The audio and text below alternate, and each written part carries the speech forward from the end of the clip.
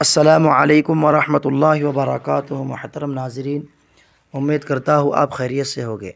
میں ہوں آپ کا میزبان محمد شعیب پونہ سے، اور ہمارے یوٹیوب چینل میں آپ کا استقبال ہے۔ محترم ناظرین، ویڈیو کو عنوان آپ دیکھ رہے ہوگے کہ مسلمان اپنی بیٹیوں کو جہیز نہ دے بلکہ اپنی بیٹیوں کو اپنی جائیداد میں حصہ دے۔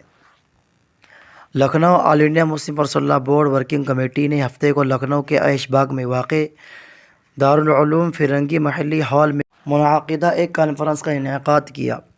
اس میں خواتین کو موروثی جائیداد میں حصہ دینے پر زور دیا گیا۔ بہت سے لوگوں کا خیال ہے کہ شرعی قانون بیٹی کو باپ کی وراثت میں ایک مقررہ حصہ دیتا ہے، لیکن بہت سے معاملات میں بیٹیوں کو یہ حصہ نہیں ملتا۔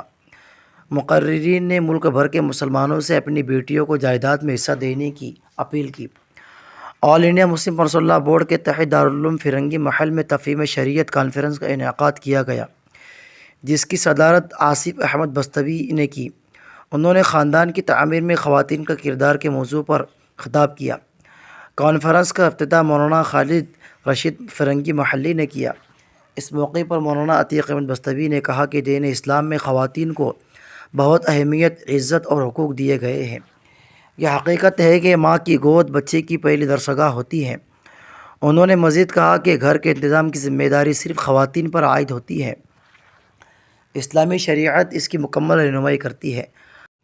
اگر ہم ان تمام ہدایات پر عمل کریں تو ہمارے گھر جنت کے نمونے بن جائیں گے اور ہمارے گھروں میں سے بے چینی ختم ہو جائے گی۔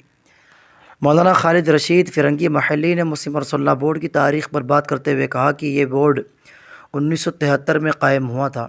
اس کا بنیادی مقصد شریعت کی حفاظت اور امت مسلمہ کا اتحاد ہے۔ انہوں نے کہا کہ تمام مسلمانوں کو اور تمام مذاہب کے ماننے والوں کو اپنے نجی قوانین پر عمل کرنے کی آئینی آزادی حاصل ہے۔ اسی طرح مسلمانوں کو بھی یہ حقوق اور مراعات حاصل ہے۔ انہوں نے کہا کہ یہ واضح کرنا ضروری ہے کہ مسلم پرسنل لاء بورڈ کی بنیاد قرآن کریم اور حدیث پر رکھی گئی ہے۔ انہوں نے کہا کہ اس کانفرنس کا مقصد یہ ہے کہ عوام کے بیچ مسلم پرسنل لاء بورڈ سے متعلق پائی جانے والی غلط فہمیوں کو دور کیا جا سکے۔ کانفرنس میں مولانا محمد نصر اللہ ندوی نے خواتین کی وراثت کے موضوع پر خطاب کرتے ہوئے کہا کہ اسلام پہلا مذہب ہے جس نے شریعت کے مطابق خواتین کو ان کے والدین، شوہر اور بیٹے کی جائیداد میں حصہ دیا۔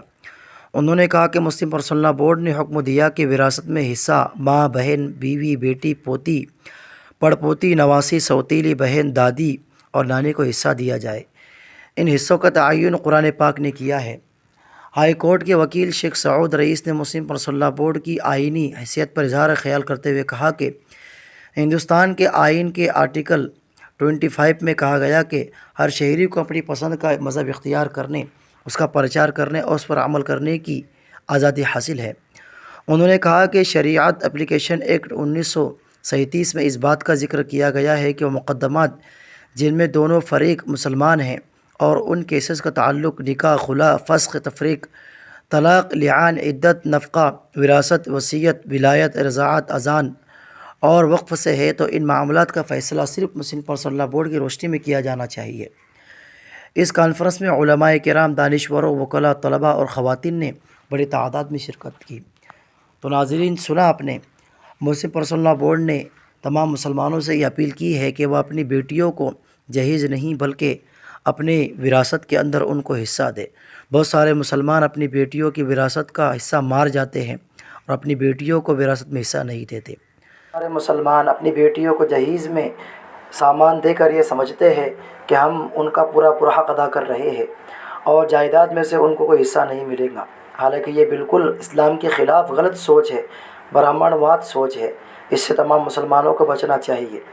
اسی لیے مسلم پرسنل لاء بورڈ نے یہ اپیل کی ہے کہ مسلمان اپنی بیٹیوں کو جہیز دینے کے بجائے اپنی بیٹیوں کو وہ جائیداد میں حصہ دے جو حصہ اللہ رب العزت نے ان کا مقرر فرمایا ہے۔ تو ناظرین، سنا آپ نے کہ کیا ہے مسلم پرسنل لاء بورڈ کی اپیل۔ اب اس اپیل سے متعلق آپ کا کیا کہنا ہے ہمیں کمنٹ کر کے ضرور بتائیے، اور اگر آپ نے اب تک ہمارے چینل کو سبسکرائب نہیں کیا ہے تو سبسکرائب کر لیں اور بیل آئیکن گھنٹی کے بٹن کو بھی دبا دیں۔